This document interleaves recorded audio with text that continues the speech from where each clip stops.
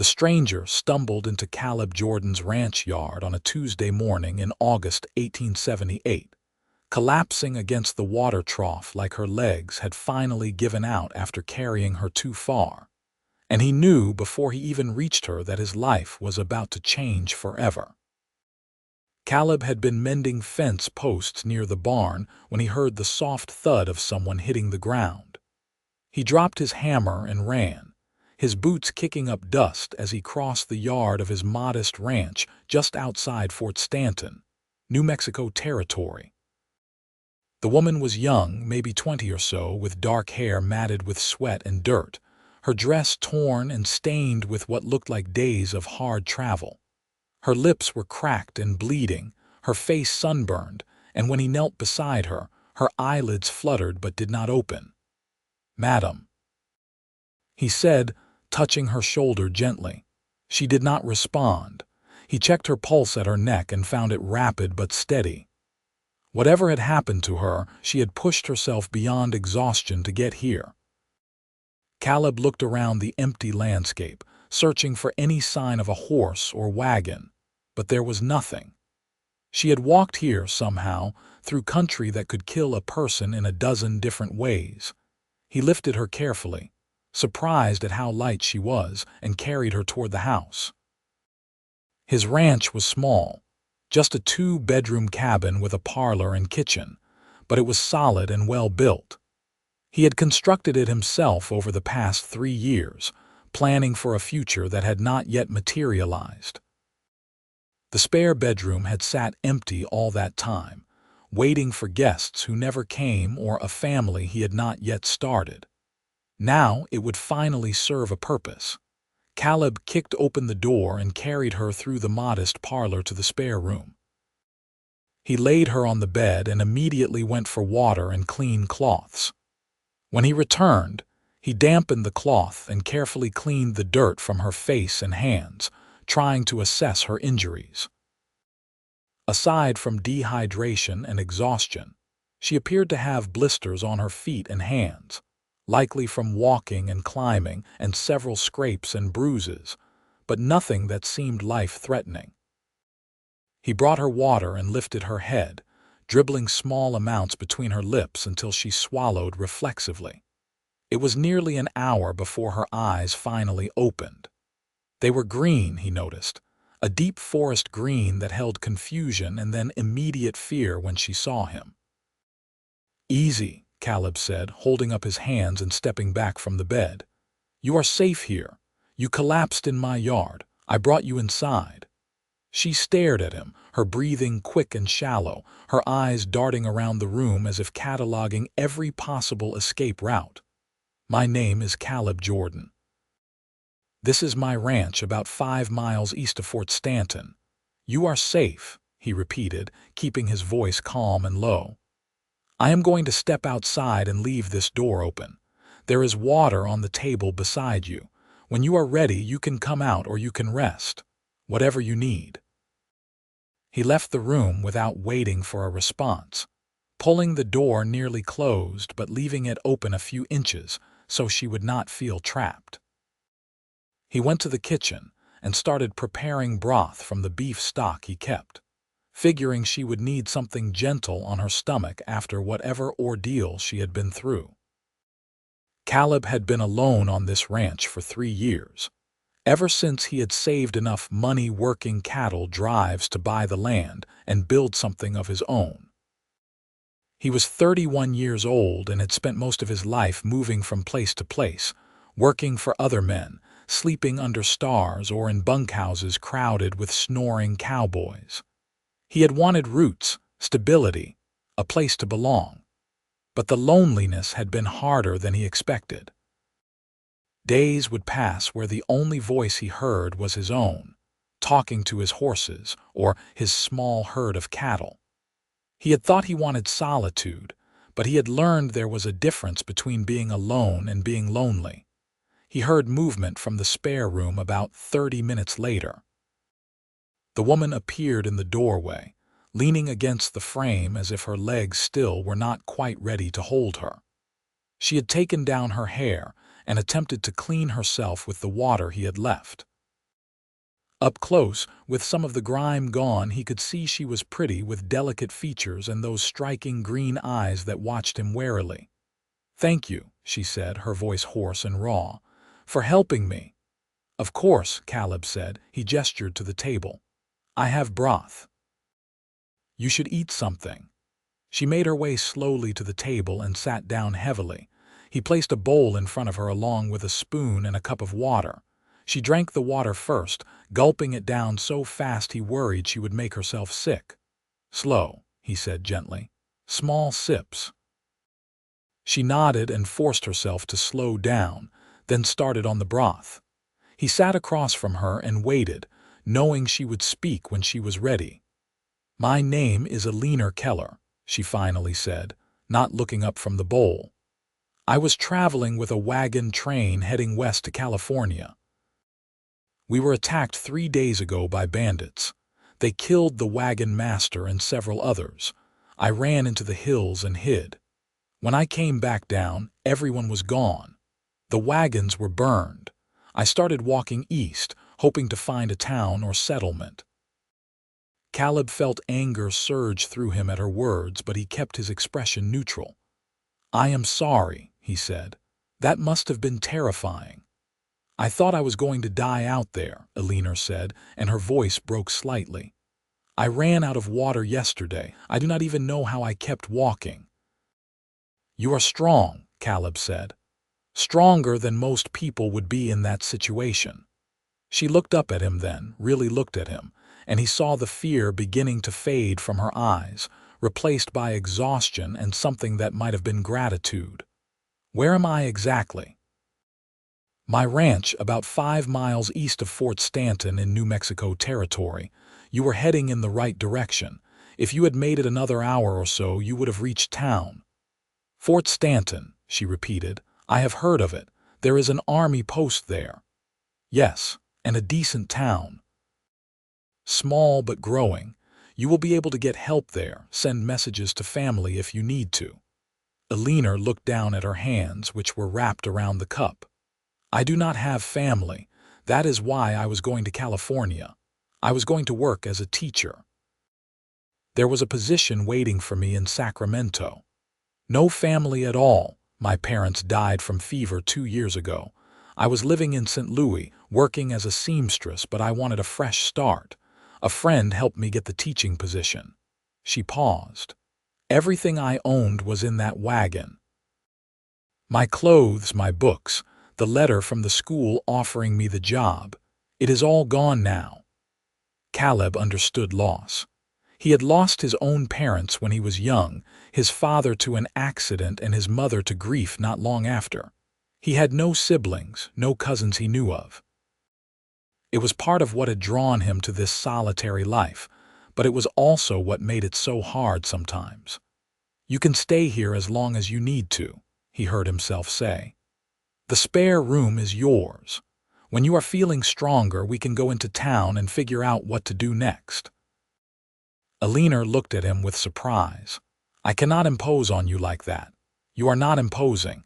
That room has been empty since I built this house. It is good to have it used." He stood up and took her empty bowl. "You should rest more. You have been through an ordeal. Sleep as much as you need." She stood up slowly, swaying slightly, and he reached out to steady her. She flinched at first, then relaxed when she realized he was just trying to help. "Thank you," she said again. "I do not even know how to repay you for your kindness." "You do not need to repay anything, just get well." She made her way back to the spare room, and Caleb heard the soft sound of the bed creaking as she lay down. He stood in the kitchen for a long moment, staring at the dirty bowl in his hands, wondering what he had just gotten himself into. That night, Caleb lay in his own bed and listened to the sounds of another person in his house. He could hear her shifting in the spare room, occasionally coughing. The house felt different with someone else in it, fuller somehow, less empty. He found himself straining to hear her breathing, making sure she was still okay. He woke before dawn, as he always did, but he moved quietly through the house, not wanting to disturb her. He went out to tend to the animals, feeding the horses and checking on his small herd of cattle that grazed in the pasture beyond the barn. The work was familiar and soothing, and he lost himself in it for a few hours. When he came back to the house around mid-morning, he was surprised to find Eleanor awake and sitting at the kitchen table. She had clearly found the wash basin and cleaned herself more thoroughly. Her hair was still damp, hanging loose around her shoulders, and she was wearing the same dress but had attempted to mend some of the tears with thread she must have found in his sewing kit. "Good morning," she said, and her voice was stronger today. "Morning," he replied, hanging his hat by the door. "How are you feeling?" "Better. Still tired, but better. I hope you do not mind that I used your basin and soap." "Of course not. Use whatever you need." He moved to the stove. "I will make breakfast." "Let me help," Eleanor said, standing up. "I should do something to earn my keep." "You do not need to do that." "I want to," she insisted. "Please." He relented and let her help him prepare eggs and salt pork. They worked together in an easy silence, and Caleb found himself acutely aware of her presence in the small kitchen. The way she moved efficiently despite her lingering exhaustion, the way she unconsciously hummed under her breath as she worked. They ate together at the table, and Eleanor seemed to have more energy today, eating with more appetite than the night before. "Tell me about your ranch," she said. "How long have you been here?" 3 years, Caleb said. "I bought the land with money I saved from working cattle drives. Built the house and barn myself. I have about 50 head of cattle now, hoping to expand the herd over the next few years. It is not much, but it is mine." "It is wonderful," Eleanor said sincerely. "To have your own land, your own home, that is something special. What about you? What made you want to be a teacher?" "My mother was a teacher before she married my father. She taught me to read when I was very young, and I always loved books, loved learning. After she died, it felt right to follow in her footsteps. I thought teaching would give me purpose, help me feel connected to her again." "That makes sense," Caleb said. He hesitated, then asked, "What will you do now? Try to get to California still?" Eleanor was quiet for a long moment. "I do not know," she finally said. "I need to think about it.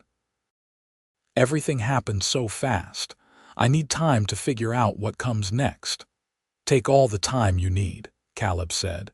"You are welcome to stay here as long as you want." Over the next few days, Eleanor grew stronger. Caleb went about his usual work around the ranch, and Eleanor helped where she could. She cleaned the house, which had grown dusty and cluttered in his bachelor existence, and prepared meals that were far better than anything he had cooked for himself in years. They fell into an easy routine, and Caleb found himself looking forward to coming back to the house each day, knowing she would be there. On the 4th day, he woke before dawn as usual and started his morning chores. The sun was just beginning to paint the eastern sky pink and gold when he came back in for breakfast. Eleanor was already up, dressed in the same patched dress, her hair pulled back in a simple bun. She had coffee ready and was mixing batter for pancakes. "Good morning," she said, smiling at him, and Caleb felt something shift in his chest at that smile. "Morning," he replied, suddenly feeling awkward in his own kitchen. "You did not have to get up so early." "I wanted to," she said. "I am used to rising early. My father ran a bakery when I was a child, before he switched to carpentry. I would wake up with him and help prepare the morning bread." They ate breakfast together as the sun rose fully, filling the kitchen with warm light. Caleb found himself stealing glances at her when she was not looking, noticing small things. The way she held her coffee cup with both hands, the small scar on her left eyebrow, the way her eyes crinkled slightly when she smiled. "I was thinking," Eleanor said, setting down her fork. "I should go into town today. I need to see if there are any jobs available, and I should report what happened to the wagon train. The army should know about the bandits." Caleb nodded, ignoring the small pang of disappointment he felt. "I will take you. I need to pick up some supplies anyway." They rode into Fort Stanton together on his wagon, the town coming into view as they crested a small rise. Fort Stanton itself was built around the army post established back in 1855, named after Captain Henry W. Stanton, who had been killed fighting Apaches. The town that had grown up around it was rough but respectable, with a main street lined with wooden buildings. A general store, a saloon, a small church, a boarding house, and various other establishments. Caleb drove the wagon to the army post first, and they spent an hour reporting what had happened to Eleanor. The officer who took their statement was sympathetic, but not particularly hopeful about catching the bandits. "They hit and run," he explained. "By the time we hear about an attack and send out a patrol, they are long gone. We do what we can, but this territory is vast and they know how to disappear." Eleanor looked defeated when they left the post, and Caleb touched her arm gently. "Come on. Let us see about finding you some work and getting you some supplies." They went to the general store first, where Caleb used his own money to buy Eleanor some fabric, thread, and other necessities despite her protests. "Consider it a loan," he said firmly when she tried to refuse. "You can pay me back when you are on your feet." The storekeeper, a plump woman named Mrs. Henderson, listened to Eleanor's story with sympathetic clucks and immediately offered information. "The schoolhouse here needs a teacher," she said. "The last one left to get married and moved to Arizona. The town council has been looking for a replacement for 2 months now. You should talk to Reverend Thompson at the church. He is head of the school board." Eleanor's eyes lit up with hope, and they went directly to the church. Reverend Thompson was a thin man in his 50s with kind eyes and a gentle manner. He listened to Eleanor explain her qualifications and experience, and by the end of the conversation, he was nodding enthusiastically. "Miss Keller, I believe you would be perfect for the position," he said. "We have about 20 children in the area who need schooling. The pay is not extravagant, but it includes use of the small cottage behind the schoolhouse. When can you start?" "As soon as you need me," Eleanor said, and Caleb could hear the relief in her voice. "Excellent. Shall we say next Monday? That gives you a few days to prepare. Come by on Saturday and I will show you the schoolhouse and cottage, introduce you to some of the families." They left the church with Eleanor practically glowing. "I cannot believe it," she said as they walked back to the wagon. "I thought it would take weeks to find something, if I found anything at all." "It is meant to be," Caleb said, and he tried to sound happy for her, but there was a heaviness in his chest. Once she moved into the cottage, she would not be at the ranch anymore. The spare room would be empty again, and he would go back to his solitary existence. The ride back to the ranch was quieter than the ride into town had been. The sun was beginning to set, painting the landscape in shades of orange and purple, and Caleb was very aware of Eleanor sitting beside him on the wagon seat, so close he could feel the warmth of her arm near his. "Caleb," she said suddenly, "I want to thank you again, for everything. If you had not helped me, I do not know what would have happened." "You do not need to keep thanking me," he said. "I am glad I could help. It is more than that, though," she continued. "You took in a complete stranger without question. You gave me a safe place to recover and never asked for anything in return. That kind of kindness is rare." He did not know what to say to that, so he just nodded and kept his eyes on the road. Over the next few days, the atmosphere at the ranch shifted subtly. They both knew Eleanor would be leaving soon, moving into the cottage by the schoolhouse, and the knowledge hung between them like a bittersweet ache. Caleb found himself watching her more, memorizing the way she moved through his house, the sound of her humming while she worked, the way she laughed at his dry observations about the world. Eleanor seemed to be feeling something too. He caught her watching him sometimes, her expression thoughtful and a little sad. They lingered over meals, neither wanting the time together to end. She helped him with ranch work when she could, walking with him to check on the cattle, feeding the horses, sitting with him on the porch in the evenings as the sun set. On Friday evening, the night before she was supposed to meet Reverend Thompson to see the cottage, they sat on the porch together after supper. The air was cooling down from the heat of the day, and cicadas sang in the darkness beyond the lamplight. "I am going to miss this," Eleanor said quietly. "This peace, your company," Caleb's heart was pounding. "You do not have to go," he said, the words coming out before he could stop them. "I mean, you could stay here. Keep the spare room. It would be a lot easier than living in town." Eleanor turned to look at him, her green eyes catching the lamplight. "Caleb, that would not be proper. People would talk." "Let them talk," he said, more forcefully than he intended. "I do not care what people think." "But I do," she said softly.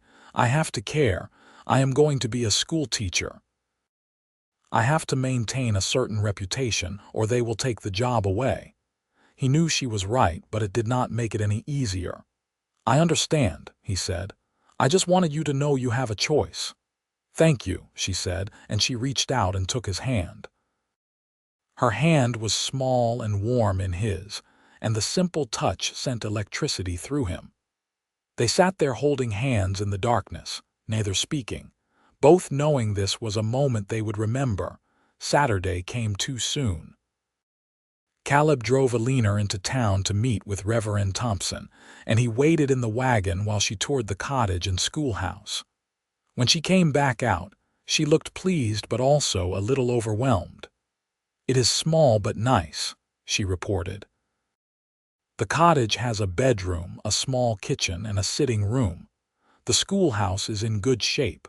Reverend Thompson introduced me to some of the families. Everyone seems very welcoming." "That is good," Caleb said, and he meant it, even though his heart felt heavy. "I will move my things tomorrow after church," Eleanor said. "Well, the few things I have now, I still need to make myself some proper dresses." Sunday morning they attended church together, and Caleb was aware of the curious looks they received. He introduced Eleanor to the few people he knew, explaining how she had come to be at his ranch, and he could see the gossip beginning to spread. After the service, several women approached Eleanor to welcome her and offer help getting settled. That afternoon, Caleb helped Eleanor move into the cottage. It did not take long since she had so little, just the items he had bought her at the store and a few things she had borrowed from his house. The cottage looked bare and empty, and Caleb hated leaving her there. "I will be fine," Eleanor assured him, standing in the doorway. "And I will see you at church next Sunday." It felt inadequate, wrong somehow, but he nodded and climbed back into his wagon. As he drove away, he looked back once and saw her still standing in the doorway, watching him go. The ranch felt emptier than it ever had before. Caleb went through his evening routine mechanically, but everything felt wrong. The house was too quiet. The spare room door stood open, and he could not bring himself to go inside and see the empty bed where Eleanor had slept. He lay in his own bed that night and stared at the ceiling, wondering how someone he had known for barely a week could have become so important to him so quickly. He tried to tell himself it was just because he had been lonely, that he would have felt attached to anyone who had broken up his solitude. But he knew it was more than that. There was something about Eleanor specifically, about her strength and her kindness, and the way she looked at him like he was someone worth knowing. Monday morning, he woke up and realized that Eleanor would be starting her first day of teaching. He found himself wondering how it was going, whether the children liked her, whether she was happy. He went about his work distracted, his mind constantly drifting to town, to the small cottage where she was starting her new life without him. The week passed slowly.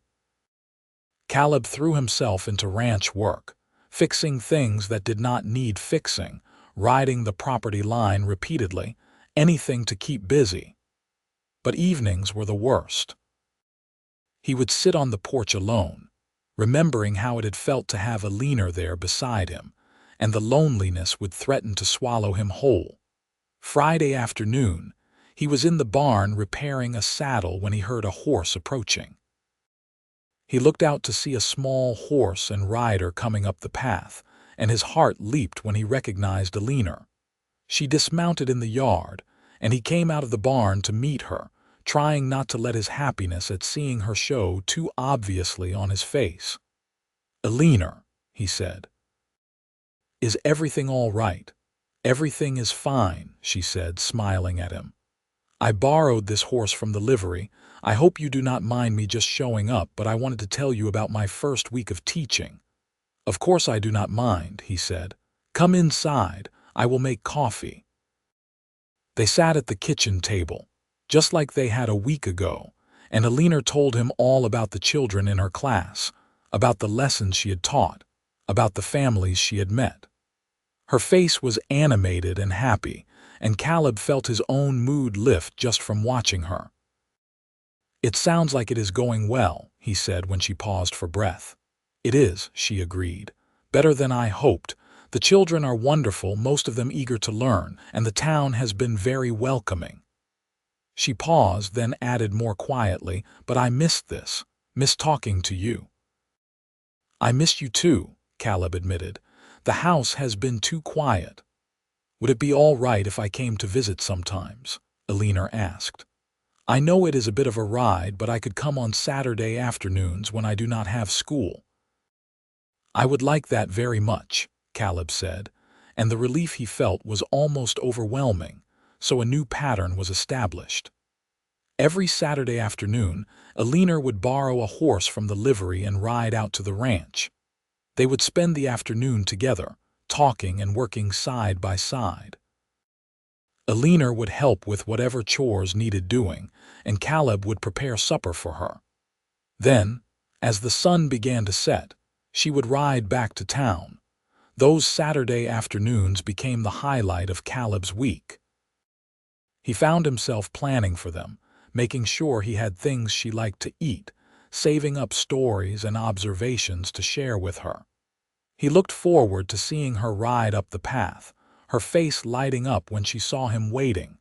The weeks turned into months. Fall arrived, bringing cooler weather and the need to prepare for winter. Eleanor continued teaching, and by all accounts was doing an excellent job. The children loved her, and their parents praised her dedication. She had made friends in town, particularly with a few of the other women, and seemed to be building a real life for herself in Fort Stanton. But those Saturday visits continued, and Caleb could not help but notice that Eleanor seemed happiest when she was at the ranch. She would arrive sometimes looking tired or stressed, and then gradually relax as the afternoon wore on, the tension leaving her shoulders, her smile coming more easily. One Saturday in late October, Eleanor arrived looking particularly worn out. "Rough week?" Caleb asked as he helped her down from the horse. "The Henderson boy has been causing trouble," she said with a sigh. "He is 12 and thinks he is too old for school. He has been disrupting the class and encouraging some of the other boys to misbehave. I had to speak to his parents yesterday." "How did that go?" Mrs. Henderson was mortified and apologetic. "Mr. Henderson thought I was being too strict and that boys will be boys." She rolled her eyes. "I know teaching is going to have its challenges, but some days are harder than others." "Come on," Caleb said, taking her arm. "Let us get you some coffee, and you can tell me all about it." They spent the afternoon as they usually did, but Caleb could tell Eleanor was still troubled. That evening, as they sat on the porch watching the sunset, he finally asked what was really bothering her. "It is not just the Henderson boy," Eleanor admitted. "It is everything. Living in town, always having to be proper and careful, always aware that people are watching me.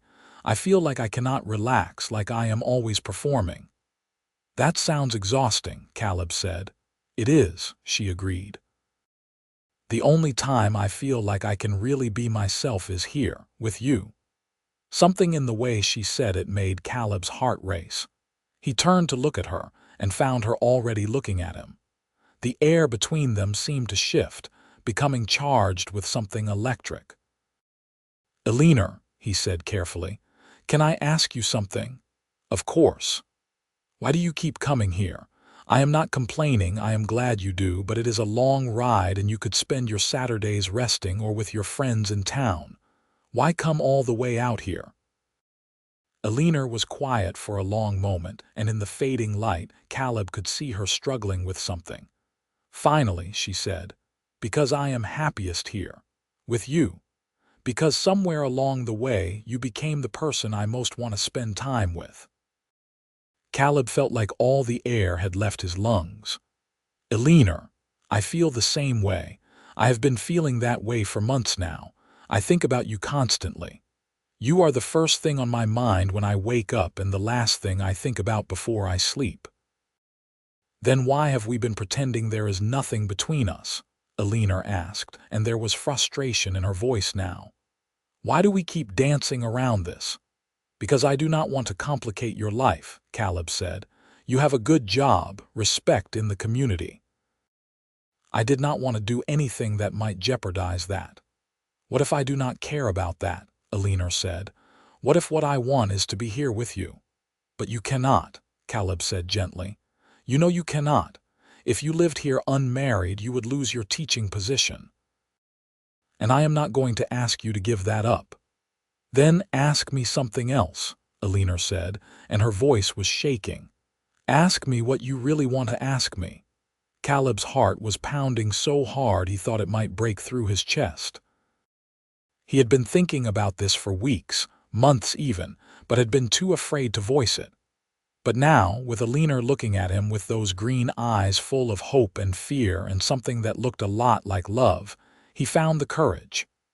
"Eleanor Keller," he said, taking both of her hands in his. "I know we have only known each other a few months, but they have been the best months of my life. You have brought light and warmth to my world in ways I did not even know I needed. I love you. I think I have loved you since the day you walked into my kitchen and insisted on helping me make breakfast. Will you marry me?" Tears were streaming down Eleanor's face now, but she was smiling. "Yes," she said. "Yes, I will marry you. I love you too, Caleb. I think I have been in love with you since you offered me your spare room without even knowing my name." Caleb pulled her into his arms and kissed her, and it felt like coming home. She kissed him back with equal fervor, her arms wrapping around his neck, and they stayed like that for a long moment, holding each other as the stars began to appear overhead. When they finally pulled apart, both breathless, Eleanor laughed. "We are going to cause such a scandal in town." "Let them talk," Caleb said, echoing his words from months ago. "As long as I have you, I do not care what anyone thinks." "When should we get married?" Eleanor asked. "I should probably give notice at the school, let them find a replacement teacher." "You do not have to do that if you do not want to," Caleb said. "I make enough from the ranch to support us both, but if you want to keep teaching, we can figure it out." Eleanor shook her head. "I want to be here with you. Teaching was important to me when I needed purpose and direction, but now I know what I really want. I want to build a life here on this ranch with you.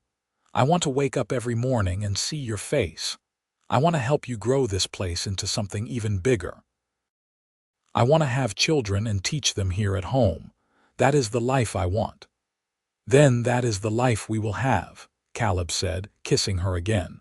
"How does 2 weeks sound?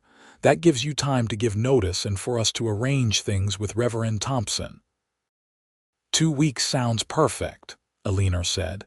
They sat together on the porch late into the night, making plans and talking about their future. When it grew too late and too cold, Caleb reluctantly prepared to take Eleanor back to town. "I could stay in the spare room tonight," Eleanor suggested. "Like I did before." Caleb wanted that more than anything, but he shook his head. "Not until we are married.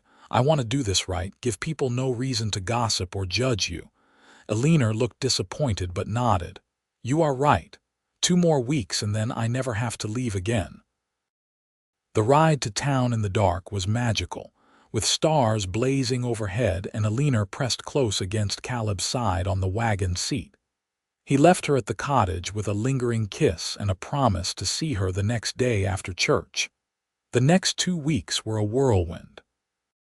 Eleanor gave notice at the school, and while some people were disappointed, most seemed genuinely happy for her.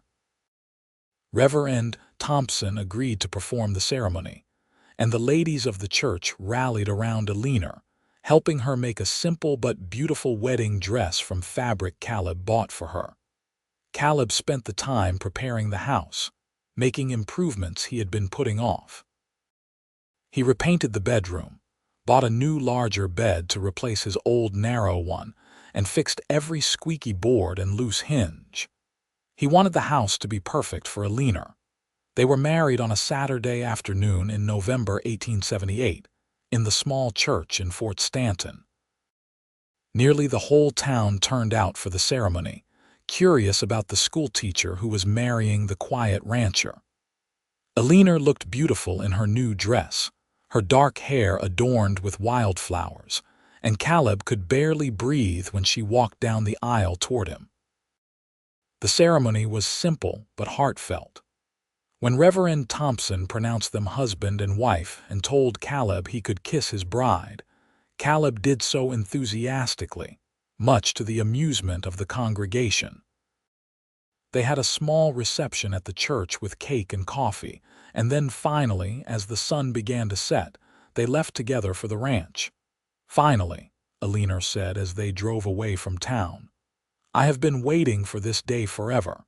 "It has only been 2 weeks," Caleb teased. 2 weeks is forever when you are waiting to start your life with the person you love," Eleanor replied, and Caleb could not argue with that. When they arrived at the ranch, Caleb carried Eleanor over the threshold, and she laughed at the tradition. "Welcome home, Mrs. Jordan," he said, setting her down in the parlor. "It feels right," Eleanor said, looking around. "This has felt like home since the first day I woke up here." That night, as they lay together in their new bed, Caleb felt a peace and contentment he had never known before. Eleanor was curled against his side, her head on his chest, and he could hear her soft breathing beginning to slow as she drifted toward sleep. "Eleanor," he said quietly, when you first stumbled into my yard, did you ever imagine this is where we would end up?" "No," she admitted. "I thought I was going to die. And then I thought you were just a kind stranger helping someone in need. I never imagined I was stumbling into the rest of my life." "Neither did I," Caleb said, "but I am grateful every day that you did." "So am I," Eleanor murmured, already half asleep. "So am I." The first year of their marriage was a period of adjustment and deep happiness. Eleanor threw herself into life on the ranch with enthusiasm. She learned to help with the cattle, became an expert at caring for the horses, and started a vegetable garden that flourished under her care.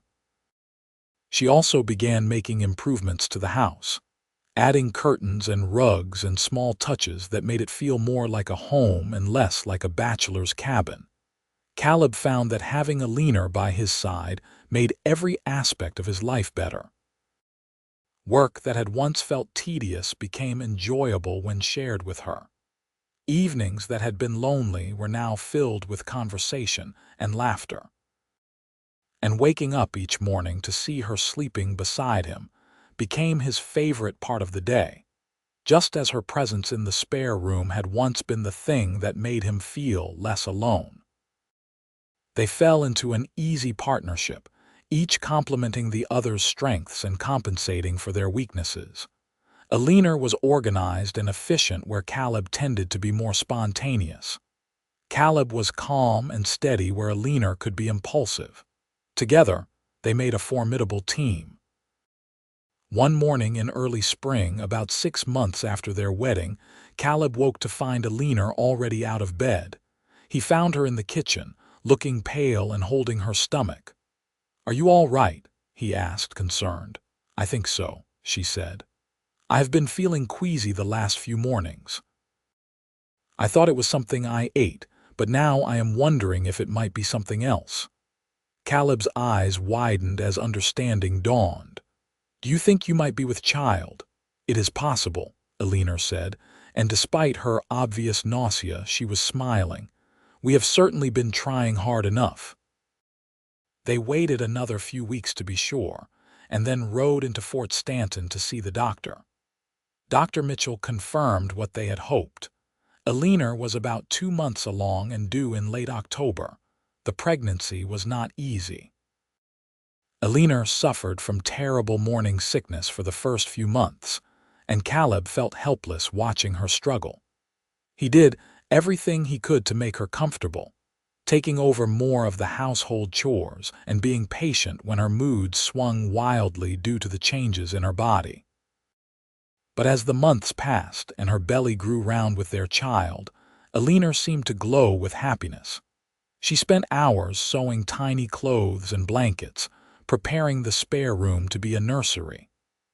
Caleb built a cradle from wood he carefully selected and sanded until it was smooth as silk. On a cool October evening in 1879, Eleanor went into labor. Caleb rode into town to fetch Dr. Mitchell and Mrs. Henderson, who had experience as a midwife. The labor was long and difficult, and Caleb spent most of it pacing the parlor, terrified every time he heard Eleanor cry out. Finally, just before dawn, he heard a new sound, the thin wail of a baby. Mrs. Henderson came out of the bedroom smiling. "You have a son, Mr. Jordan, a healthy boy with a good set of lungs." Caleb rushed into the bedroom to find Eleanor exhausted but radiant, holding a tiny bundle wrapped in one of the blankets she had made. "Look," she said softly. "Look at him, Caleb. He is perfect." The baby was indeed perfect, with a shock of dark hair and tiny fingers that gripped Caleb's thumb with surprising strength when he touched them. "What should we name him?" Caleb asked. "I was thinking Michael," Eleanor said. "After my father, Michael Jordan. What do you think?" "I think it is perfect," Caleb said, kissing her forehead. "You did so well, Eleanor. I am so proud of you." Little Michael was a loud baby who demanded attention, but neither Caleb nor Eleanor minded.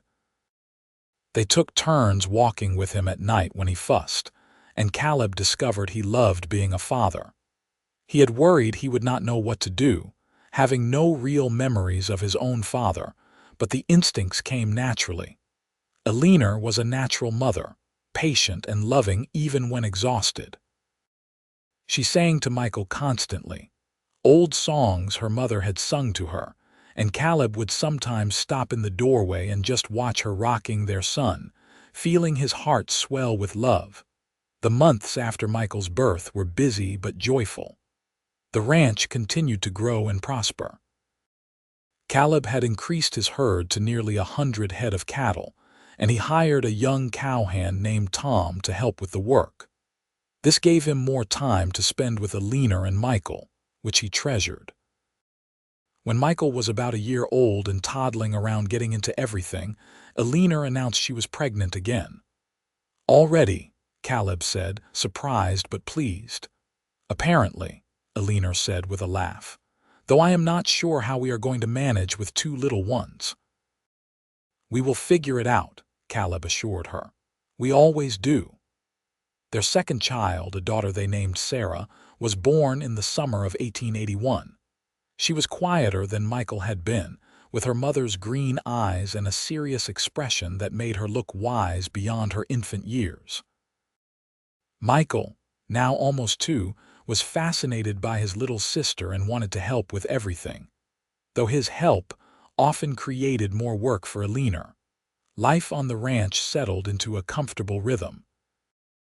The days were full and exhausting, with children to care for, animals to tend, and all the work that came with running a ranch.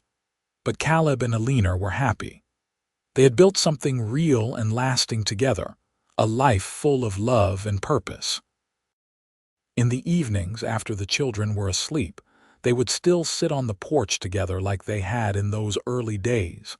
Sometimes they talked, sharing the details of their day. Sometimes they just sat in comfortable silence, holding hands and watching the stars. "You ever miss teaching?" Caleb asked Eleanor one evening when Sarah was about 6 months old. Eleanor considered the question. "Sometimes I miss certain aspects of it.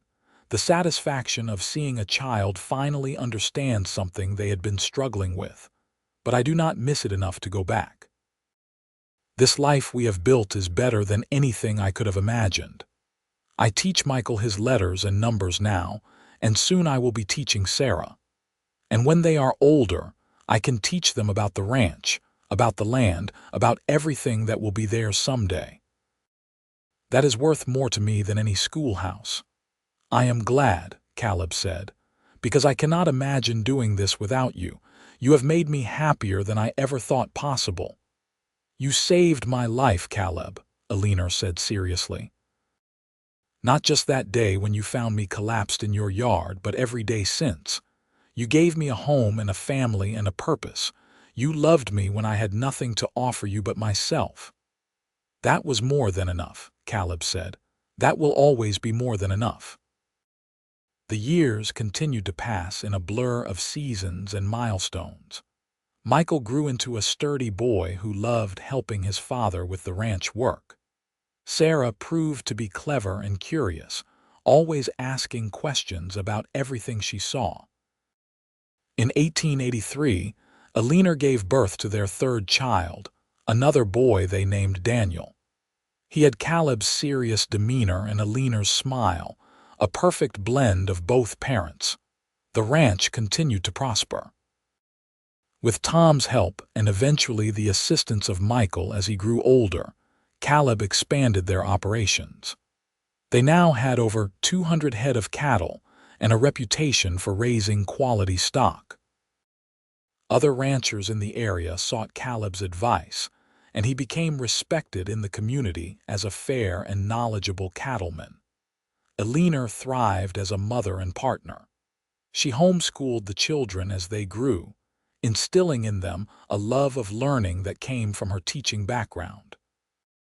She also became known in Fort Stanton for her kindness, always willing to help neighbors in need, whether by caring for sick children, providing meals for families going through hard times, or simply offering a listening ear. The house that had once stood empty and silent now rang with the sounds of family. Children laughing and playing, Eleanor singing while she worked, Caleb's deeper voice calling everyone to supper. The spare room where Eleanor had first recovered was now a bedroom shared by the boys, filled with their treasures and toys. One morning in the spring of 1887, nearly 9 years after Eleanor had first stumbled into his yard, Caleb woke early as always. But this time, instead of getting up immediately, he stayed in bed for a moment and watched Eleanor sleep. At 30 years old, she was even more beautiful than she had been at 21. There were small lines around her eyes now from laughter and sun, and silver threads were just beginning to appear in her dark hair. Her hand rested on his chest, even in sleep seeking that connection to him. This was his favorite part of every day, these quiet moments in the early morning when he could look at her and marvel at how lucky he was. He thought back to the lonely man he had been before she came into his life, and he could barely recognize that person. Eleanor had transformed him, transformed everything about his life in the best possible ways. She stirred and opened her eyes, catching him watching her. "Good morning," she murmured sleepily. "Good morning," he replied, kissing her softly. "I was just thinking about how much I love you." "Is that what you were thinking?" she teased. "You looked very serious." I was thinking about how different my life would be if you had not walked into it that day. How empty and lonely it would have been. I almost cannot bear to imagine it."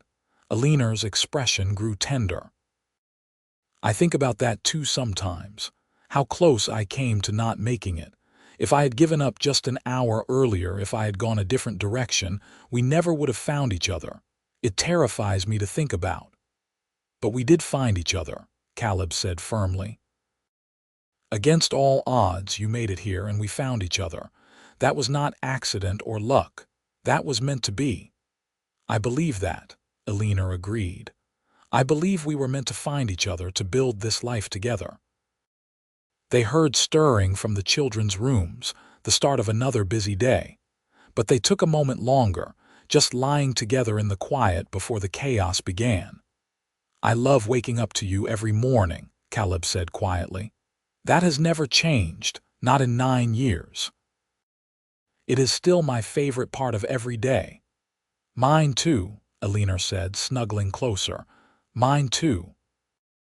They got up and started their day, but those words stayed with them, a reminder of the foundation their life was built on. The simple joy of waking up together, of sharing each day, of choosing each other over and over again. The years continued to flow by like water, each one bringing new challenges and joys. In 1889, Eleanor gave birth to their fourth and final child, a daughter they named Emma. With 4 children, the house was truly full now, bursting with energy and life. Michael was 10 years old now and becoming a real help on the ranch. He had his father's quiet determination and his mother's quick mind, a combination that served him well. Sarah, at 8, was showing an interest in animals and spent hours helping her mother in the garden or following her father around asking endless questions about the cattle and horses. Daniel, at 6, was the wild one, always getting into mischief and keeping everyone on their toes. And little Emma, with her dark curls and huge eyes, was already charming everyone she met. Tom, who had started as a hired hand years ago, had become almost like family. He had his own small cabin on the property now and had proven himself loyal and hardworking time and again. He was particularly good with the children, teaching them to ride and rope, and all the skills they would need to help run the ranch someday. The ranch itself had grown beyond Caleb's original dreams. They now had nearly 300 head of cattle, 24 horses including several fine breeding mares, and enough land to support it all. The original cabin had been expanded over the years, with an additional bedroom, a larger kitchen, and a proper dining room. It was a substantial home now, a testament to years of hard work and careful planning. Fort Stanton had grown too. The town now boasted a proper school building, a second general store, a hotel, and even a small newspaper. The territory was becoming more civilized, with law enforcement improving and the worst of the outlaw activity being pushed out. In the evenings, the Jordan family would gather around the dinner table, and Caleb would look at his wife and children and feel overwhelming gratitude. This life, this family, this love, it was everything he had never known he wanted. Eleanor would catch his eye sometimes during these dinners and smile, and he knew she felt the same way. One autumn evening in 1892, after the children were all in bed, Caleb and Eleanor sat on the porch as they had done countless times over the years. Eleanor was mending one of Daniel's shirts that he had torn climbing a tree, and Caleb was reviewing his account books by lamplight. "Do you remember the first time we sat out here together?" Eleanor asked, not looking up from her sewing. "Of course I do," Caleb said. "You told me you felt like you could not be yourself in town, that you could only relax here with me. And you told me I could keep the spare room before you finally worked up the courage to ask me to marry you," Eleanor said with a smile. "Best decision I ever made," Caleb said, setting down his account book. "Asking you to marry me. Best decision I ever made was saying yes, Eleanor replied. She set down her sewing and moved to sit in his lap, something she had not done in a while with both of them so busy. Caleb wrapped his arms around her, breathing in the familiar scent of her hair. "We have built a good life, Haven not we," Eleanor said softly. "We have built the best life," Caleb corrected. "I look around and I see everything I ever wanted and things I did not even know to want. This ranch, our children, it is perfect." "Not perfect," Eleanor said with a laugh. "Daniel broke the chicken coop door again today, and Sarah got in a fight with Michael about whose turn it was to help in the garden, and Emma painted on the wall with mud. Perfect would be a stretch." "Perfect for me then," Caleb amended. "All the chaos and noise and mess. It is perfect for me because it is ours, because we built it together." Eleanor kissed him then, a long, slow kiss that reminded them both of their early days together. When they finally pulled apart, both were smiling. 14 years, Eleanor said. 14 years since I collapsed in your yard, half dead and desperate. 14 years since the best day of my life, Caleb said, the day my real life began. They sat together on the porch long into the night, holding each other and talking about their children, their plans for the ranch, their dreams for the future. The stars wheeled overhead, bright and eternal, witnesses to their love and their life together. Inside the house, their children slept peacefully, safe and secure in the home their parents had built for them. The ranch lay quiet under the starlight, the cattle settled for the night, the horses dozing in the barn. Everything was at peace, everything was as it should be. And in the morning, Caleb would wake before dawn as he always did, and he would take a moment to watch Eleanor sleeping beside him. And he would think, as he did every single day, how grateful he was for her presence. That moment, that simple daily joy of waking up to her, had never faded, had never become routine or taken for granted. It was his favorite part of every day, just as it had been from the very beginning when she had rested in his spare bed, and he had realized his house was not empty anymore. She had filled not just his house but his life, his heart, his every waking moment with love and joy and purpose. The years would continue to pass. Their children would grow up and eventually have families of their own. Michael would take over running the ranch with his father, then eventually on his own. Sarah would become a veterinarian, one of the first women in the territory to do so. Daniel would start his own ranch on land Caleb helped him buy.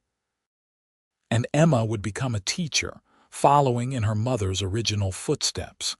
Caleb and Eleanor would grow old together, their hair turning silver, their faces weathering like the landscape around them. But their love would never diminish, never fade.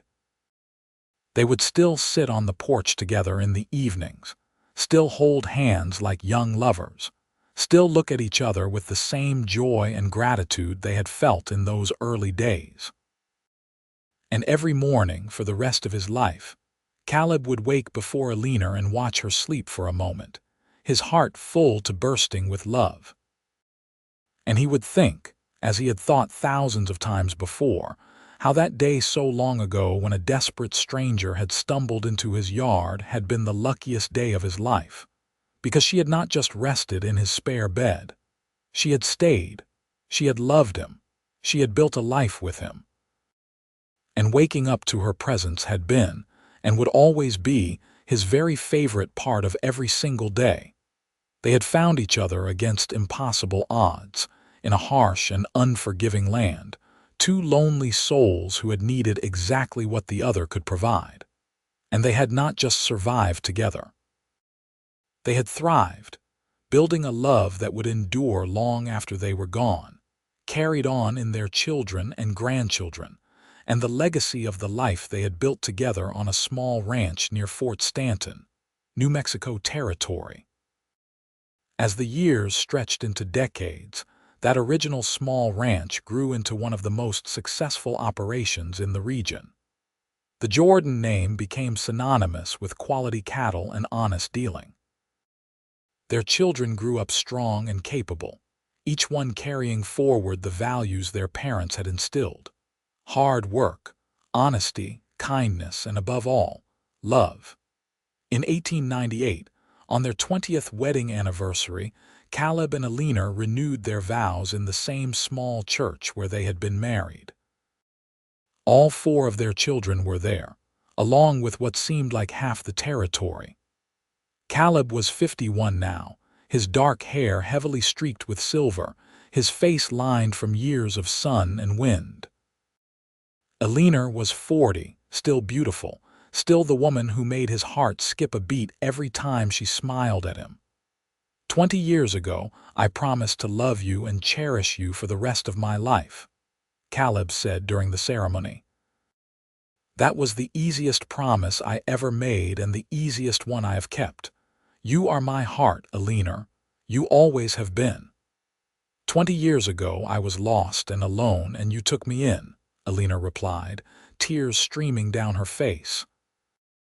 You gave me everything: a home, a family, a purpose, and most importantly, your love. I promise to spend the rest of my life being worthy of that gift. You already are, Caleb whispered, and kissed her to the applause and cheers of everyone gathered. That night, lying in bed in the house they had shared for 2 decades, Eleanor said quietly, I want to tell you something I have never told you before. What is that? Caleb asked, pulling her close. That day I collapsed in your yard, I was ready to give up. I had been walking for so long, and I was so tired and thirsty and scared. I remember thinking I would just lie down and let the sun and the heat take me. It seemed easier than fighting anymore. Caleb's arms tightened around her. What changed your mind? I saw your ranch. Just a glimpse of buildings in the distance. And something inside me said to keep going just a little farther. So I did. I made myself take one more step, and then another, until I reached your water trough and could not go any farther. I am so glad you kept going, Caleb said, his voice thick with emotion. I cannot imagine my life without you in it. Neither can I, Eleanor agreed. That is what I wanted to tell you, that even when I was ready to give up on everything, something led me to you. I truly believe we were meant to find each other, Caleb. I believe it with my whole heart. So do I, Caleb said, kissing the top of her head. So do I. They drifted off to sleep holding each other as they had every night for 20 years and would every night for many years to come. The new century arrived, and with it came changes to the territory. In 1912, New Mexico became a state, and the Jordan Ranch was there to see it happen. Caleb was 65 now, still active but starting to slow down. Eleanor was 54, her dark hair completely silver but her green eyes still bright and sharp. Michael was running most of the ranch operations now, with his own wife and 3 children. Sarah was practicing veterinary medicine in Santa Fe but visited often.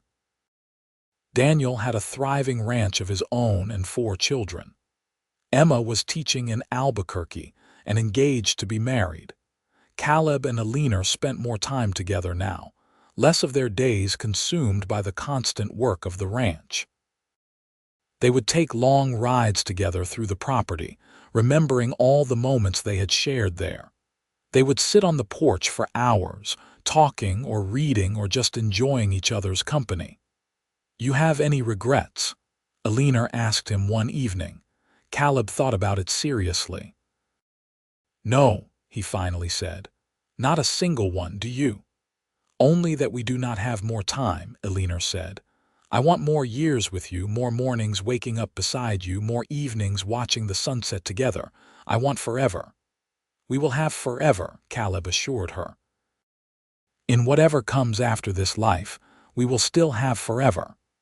They lived into their 80s, those 2 souls who had found each other in the wilderness. They saw their children flourish and their grandchildren grow. They watched the world change around them, automobiles replacing horses, electricity coming to the towns, the old ways fading into history, but their love never changed. It remained constant and true, as steady as the New Mexico sun, as eternal as the desert landscape they called home.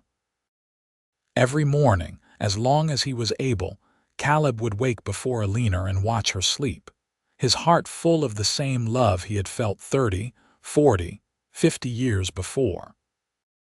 And when the time finally came, when age and time finally claimed them both within months of each other in 1921, they left behind a legacy of love that would echo through generations. Their descendants would tell the story of how they met, of the desperate woman who collapsed in the rancher's yard and the lonely man who took her in. They would speak of a love that transformed two broken, lonely people into something whole and beautiful. The ranch remained in the Jordan family, passed down through the generations, each one adding their own chapter to the story. But the heart of it all, the foundation everything else was built on, was that moment when Caleb Jordan had found Eleanor Keller collapsed by his water trough and had made the choice to help her, to offer her his spare room, to let her into his life and eventually into his heart. And through all the years, through every hardship and every joy, Caleb never stopped being grateful for that choice, for that moment that had changed everything. Because waking up to Eleanor's presence, feeling her beside him, knowing she was there, had been and always would be his very favorite part of every single day of his life.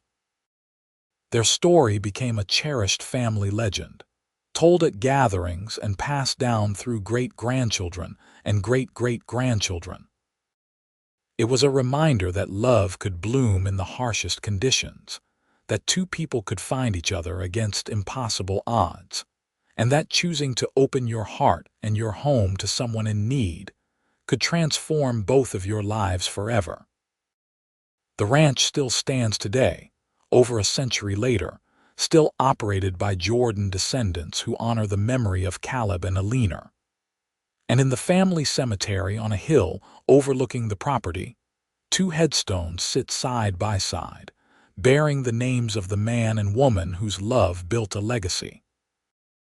Caleb Jordan, the inscription reads, "Beloved husband, father, grandfather, he loved with his whole heart," and beside it, Eleanor Jordan, beloved wife, mother, grandmother, she was his home.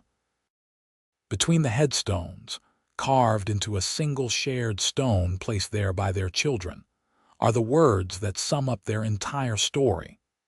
From the moment she rested in his spare bed, waking up to her presence became his favorite part of every day.